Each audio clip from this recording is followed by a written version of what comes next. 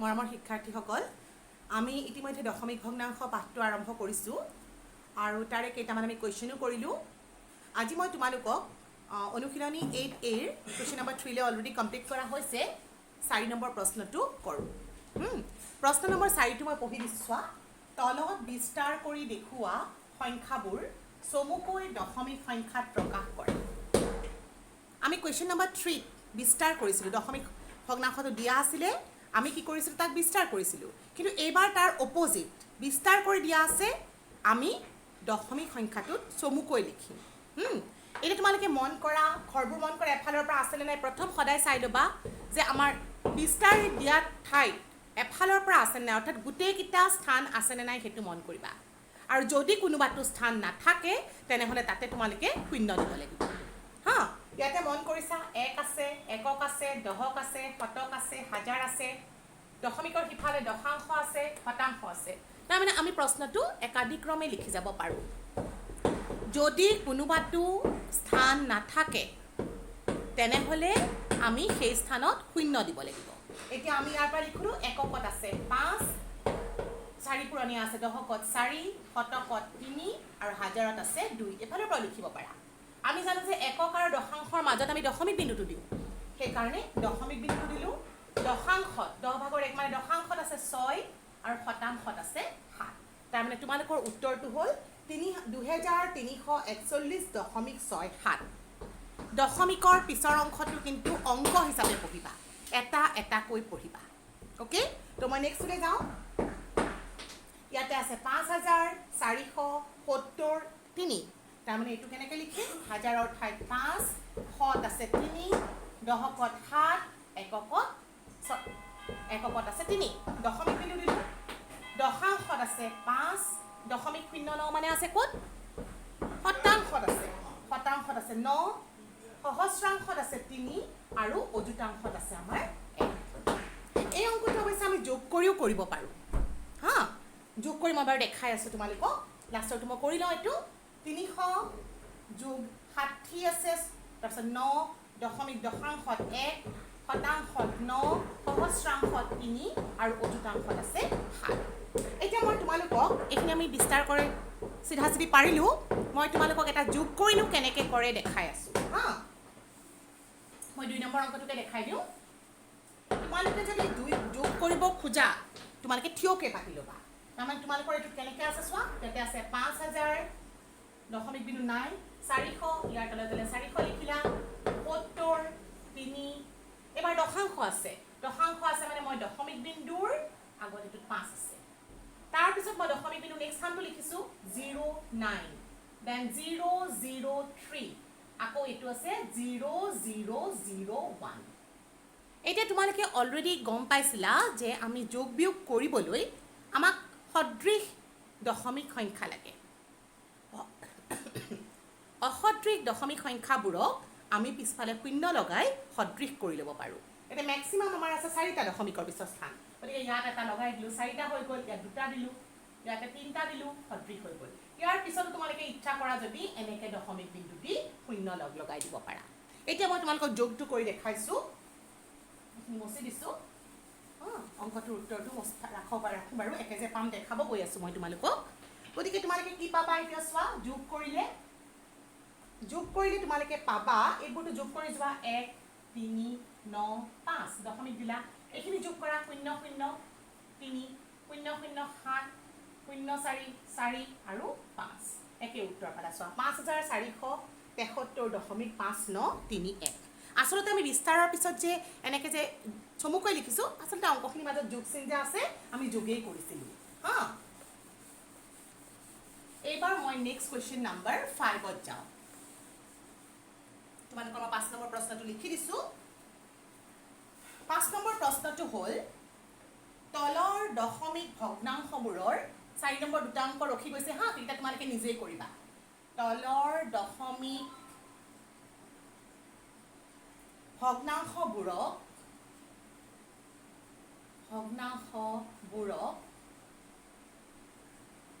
দশমিকত প্ৰকাশ কৰা।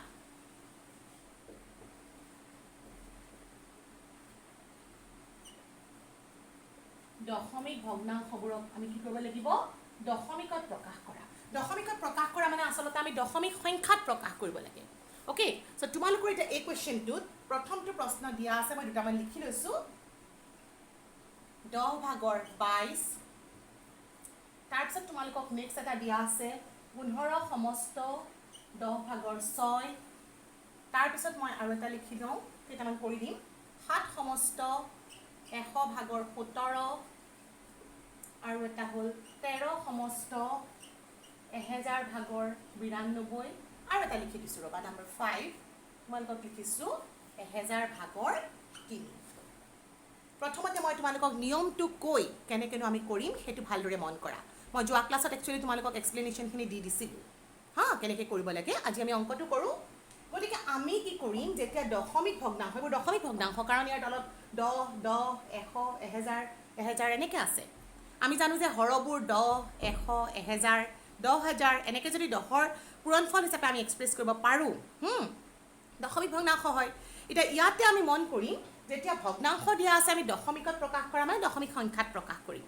তেতিয়া আমি কি কৰোঁ প্ৰথমতে আমি লবটো যি আছে সেইটো আমি যেনে আছে তেনেভাৱেই ৰাখি ল'ম কিন্তু মন কৰিবা যাতে হৰবোৰত যাতে তোমাৰ 10 100 1000 এনেকুৱা সংখ্যা থাকে বেলেগ সংখ্যা থাকিলে আমি সেইটো সলনি কৰি ল'ব লাগিব হা গতিকে ইয়াতে যিহেতু 10 আছেই তুমি কি কৰা প্ৰথমতে লবত যি আছে সেই সংখ্যাটো যেনে আছে তেনেভাৱে লিখি লোৱা তাৰপিছত তুমি চোৱা 1ৰ পিছত কেইটা শূন্য আছে 1ৰ পিছত যেইটা শূন্য আছে তুমি সোঁহাতৰ পৰা সিমান ঘৰ এৰি দশমিক বিন্দুটো বহুৱাই দিবা ইয়াতে তোমালোকে চোৱা 1ৰ পিছত এটা শূন্য আছে গতিকে মই সোঁহাতৰ পৰা এইফালৰ পৰা এটা ঘৰ এৰিম আৰু দশমিক বিন্দুটো বহুৱাই দিম গতিকে আমাৰ উত্তৰটো হ'ল 2.2 হ'ল এতিয়া আমাৰ নেক্সট কুৱেশ্যনটোলৈ আহিলোঁ এইটো চোৱা এই অংকটো আমি দুই ধৰণে কৰিব পাৰোঁ মই তোমালোকক প্ৰথমতে এক ধৰণে দেখাই দিছোঁ যেতিয়া মিশ্ৰ ভগ্নাংশ থাকে বা মিশ্ৰ সংখ্যা থাকে তুমি প্ৰথমতে অপ্ৰকৃত কৰি ল'ব পাৰা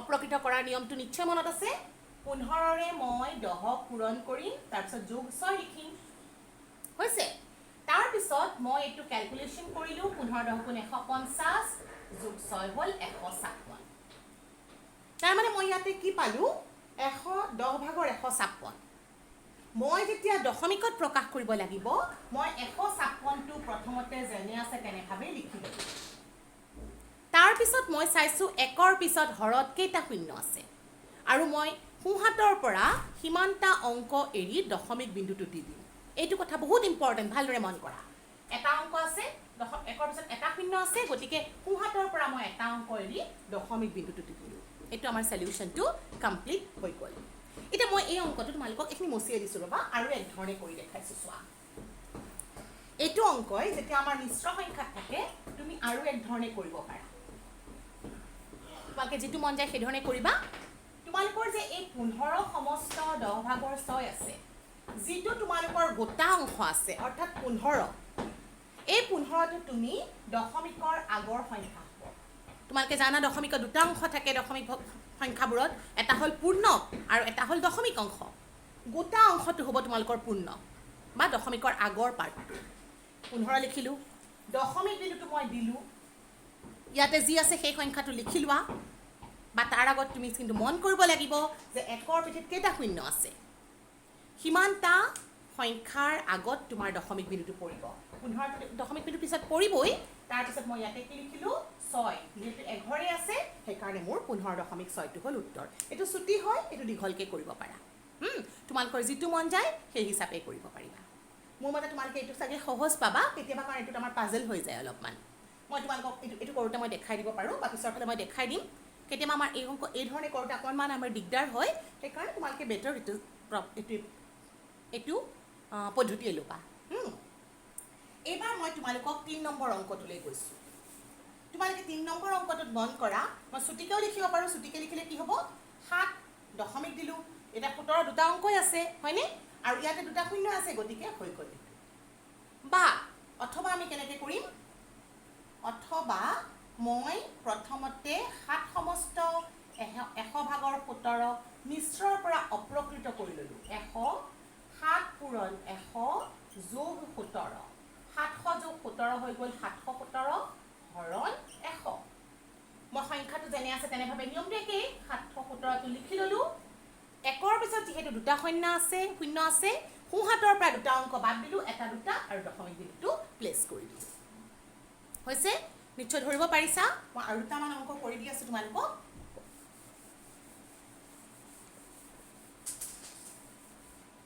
অ'কে ইয়াৰ কুৱেশ্যন নম্বৰ মই 13টো তোমালোকক নম্বৰ 4টো কৰিছিলোঁ 13 সমস্ত 1000 ভাগৰ 92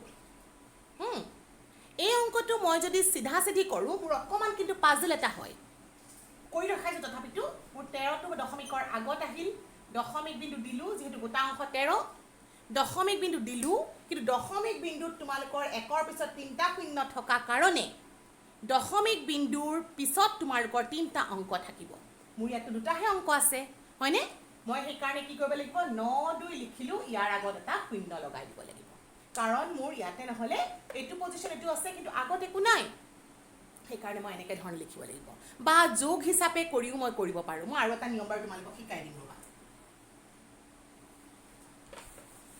এতিয়া এইটো অংক দেখিছানে চিধা চিধি কৰিলে যদি ভালদৰে মন নিদিয়া অকণমান গৰ্বৰ প্ৰব্লেম এটা হোৱাৰ চান্স আছে অথবা মই এইটো এনেকৈ কৰিব পাৰোঁ তোমালোকক মই মাত্ৰ কোৱাৰ ধৰণে 13 1000 ভাগৰ 92 মই মিশ্ৰ সংখ্যাটো অপ্ৰকৃত কৰি ল'লোঁ 13 পূৰণ 1000 এইটো বেছি টান নহয় সহজেই হয় প্ৰিফাৰ কৰিলে এইটোৱে ভাল গতিকে 13092 13000 হ'ল আৰু এইটো হৈ গ'ল 13 পিছত তিনিটা শূন্য আৰু 92 যোগ কৰিলোঁ হৈ গ'ল 9 হৈ গ'ল গতিকে তোমালোকে পালা 13092 হৰণ আছে তোমালোকৰ 1000 এইটো চেঞ্জ কৰি লৈছোঁ দেই অ'কে মই এতিয়া অংকটো লিখি ল'লোঁ যেনেকৈ আছে তেনেকৈ ল'বটো লিখি ল'লোঁ মই শূন্য দিব লাগে দশমিক বিন্দু দিব লাগে এককৰ ইয়াতে কেইটা শূন্য আছে চোৱা একৰ পিছত এটা দুটা তিনিটা গতিকে আমি গন্তি কৰিলোঁ এটা দুটা তিনিটা এইটো অংক আমাৰ কাৰণে বেছি সহজ হয় মই ভাবোঁ অৱশ্যে তোমালোকে আৰু এক ধৰণেও কৰিব পাৰা যদি মিশ্ৰ থাকে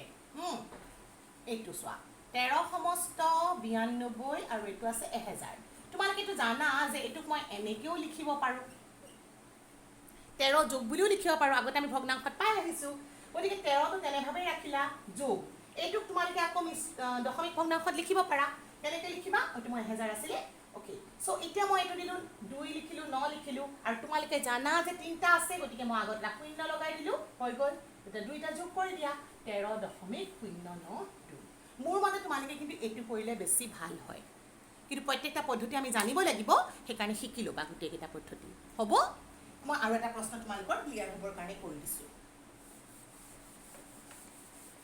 এইটো কথা কিন্তু বহুত ইম্পৰ্টেণ্ট দেই কেনেকৈ আমি ইফালৰ পৰা সিফাললৈ ভাগ কৰিব পাৰোঁ ইয়াতে তোমালোকৰ 8টা প্ৰশ্ন আছে মই এবাৰ তোমালোকক 7 নম্বৰটো কৰি দিছোঁ তোমালোকে বাকীখিনি অংক নিজেই কৰিবা 1000 ভাগৰ 3 এইটোতো তোমালোকৰ চিম্পল প্ৰকৃত ভগ্নাংশ হয় 3টো লিখিলোঁ কিন্তু যিহেতু একৰ পিঠিত তিনিটা শূন্য আছে গতিকে মই আগত দুটা শূন্য লগাই দি দশমিকৰ পিছত তিনিটা অংক কৰি দিলোঁ আৰু আমাৰ উত্তৰটো হ'ল 0.003 গতিকে এই ধৰণৰ অংক নিশ্চয় ক্লিয়াৰ হৈছে এইবাৰ মই আৰু এক ধৰণৰ অংকলৈ যাওঁ তোমালোকৰ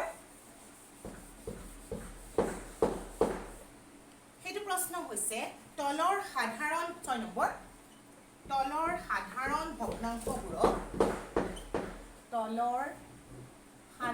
ভগ্নাংশবোৰক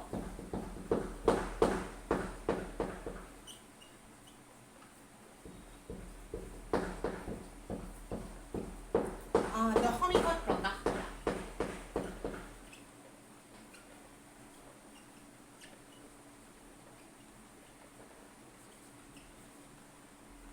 তলৰ সাধাৰণ ভগ্নাংশবোৰক দশমিকত প্ৰকাশ কৰা এটা প্ৰশ্ন লিখি দিছোঁ 6 সমস্ত 4 ভাগৰ 1 এইবাৰ মন কৰা তোমালোকৰ এইটো সাধাৰণ ভগ্নাংশ দশমিক ভগ্নাংশ নহয় কাৰণ হৰত 10 100 1000 আদিৰ বাহিৰে বেলেগ অংক আছে 4 আছে গতিকে প্ৰথমতে মই কি কৰিম মিশ্ৰ সংখ্যাটো মই অপ্ৰকৃত কৰি দিলোঁ 4 6 পূৰণ 4 যোগ 1 তই পালোঁ কিমান 6 4 গুণ 24 1 25 হৰণ 4 এতিয়া মই সদায় চাব লাগিব মই হৰটো 10 100 1000 এনেকুৱা বনাব লাগিব মই এতিয়া কিহৰে পূৰণ কৰিম চাম তোমালোকক মই এটা সহজ মনত ৰাখিব পাৰা কিহেৰে পূৰণ কৰিলে তোমাৰ হ'ব মুখে মুখেও কৈ দিছোঁ এবাৰ শুনা 4ক তুমি 10 পাবগৈ নোৱাৰা, কাৰণ 4ক যদি তুমি 2ৰে পূৰণ কৰা 8, 3ৰে পূৰণ কৰিলে 12, তাৰমানে 4 তুমি 10কৈ পাব, 4ৰ পৰা 10 বনাব নোৱাৰা, 4 গুণিতকত 10 নপৰে।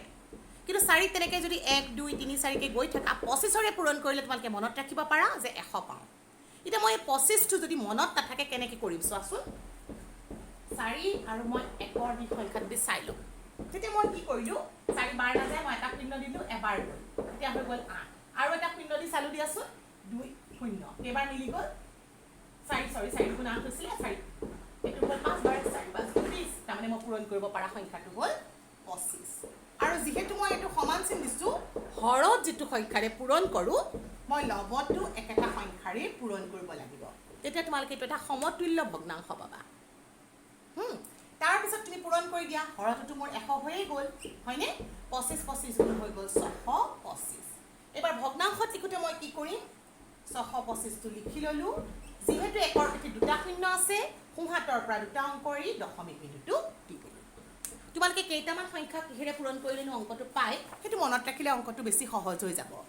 মনত ৰাখিব পাৰিলে মনত ৰাখিবা, সৰু সৰু কথা কিছুমান। নেক্সট তোমালোকক মই এটা দিছোঁ, 2 নম্বৰটো 3 সমস্ত 5/2। অ'কে, 3 সমস্ত 5/2। প্ৰথম কথা হ'ল আমি মিশ্ৰটো অপ্ৰকৃত কৰিলোঁ। 5 পূৰণ 3 যোগ 2, 5 3 গুণ 15, 2 17, 5। এতিয়া 5ক তুমি কিহেৰে পূৰণ কৰিলে পাবা, 2 গুণ 10 হৈ গ'ল, 10 পালে যাম, গতিকে এইটো সংখ্যাক আমি লিখিলোঁ 5ক 2ৰে পূৰণ কৰিম। আৰু অকল যিহেতু সমান চিন আছে মেইনটেইন কৰিবৰ কাৰণে আমি কি কৰিব লাগিব, সমতুল্য ভগ্নাংশ পাব লাগিব। 17কো 2 দি পূৰণ কৰিলোঁ, তেতিয়া মই এইটো পালোঁ, তলত হ'ল 10, ওপৰত হ'ল 17 গুণ 34। ভগ্নাংশ আকাৰত লিখোঁতে কি লিখিম, প্ৰথমতে 3 4 34 লিখি ল'লোঁ। 1ৰ পিছত এটা শূন্য আছে, সেইকাৰণে 3 4 এটা অংক এৰি পেলাই আমি সংখ্যাটো লিখি দিলোঁ। হ'ব, মই আৰু দুটামান তোমালোকৰ ক্লিয়াৰ হ'বৰ কাৰণে কৈ আছোঁ দেই।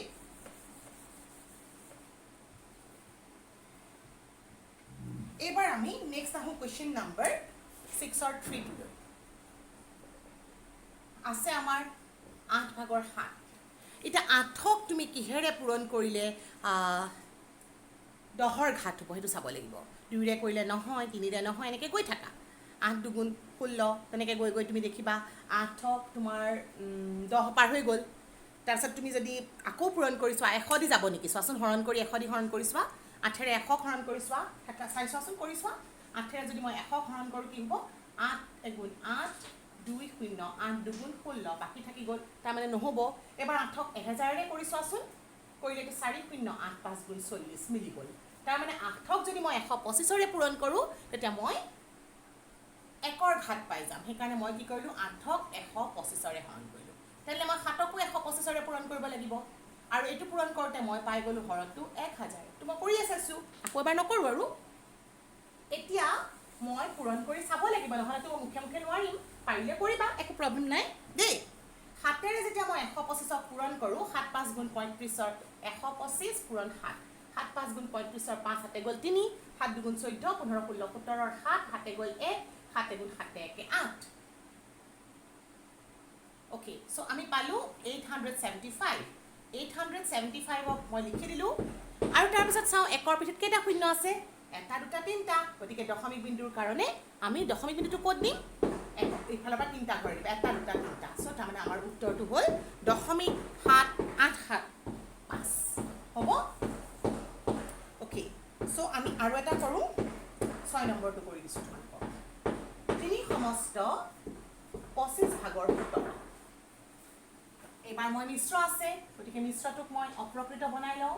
25 পূৰণ 3 যোগ 17, এইটো নিশ্চয় মনত আছে ন তোমালোকৰ, কিছুমান সৰু সৰু কথা মনত ৰাখিবা দেই। অ'কে, 25 3 গুণ হ'ল 75, 75ৰ 17 যোগ কৰিলোঁ, 7 5 12ৰ 2 হাতে গ'ল 1, 7 1 8 1 9, তাৰমানে এইটো পালোঁ। আৰু এইফালে আছে আমাৰ 25। তোমালোকে জানাই 25ক কিহেৰে পূৰণ কৰিলে, 25ৰ পৰাতো 10 পাবই নোৱাৰা, সৰু যেতিয়া। 100ক কৰি চোৱা, হৰণ যায় 4 বাৰ হ'ব, মই মুখে মুখে কৈছোঁ, তোমালোকে কৰি চাবা দেই। 100 4 গুণ 8, 4 9 গুণ 36, গতিকে আমি 368টো প্ৰথমতে লিখি লৈছোঁ। এটা দুটা সংখ্যা আছে, গতিকে সোঁহাতৰ পৰা দুঘৰ এৰি আমি উত্তৰটো কৰিলোঁ। হৈছে, গতিকে তোমালোকৰ মই আজি এইখিনিতে এৰিছোঁ। তোমালোকে ইয়াৰ আৰু কেইটামান প্ৰশ্ন আছে, নিজে চেষ্টা কৰিবা। নেক্সট ভিডিঅ'ত আমি পিছৰ প্ৰশ্নবোৰ কৰিম। হ'ব, থেংক ইউ।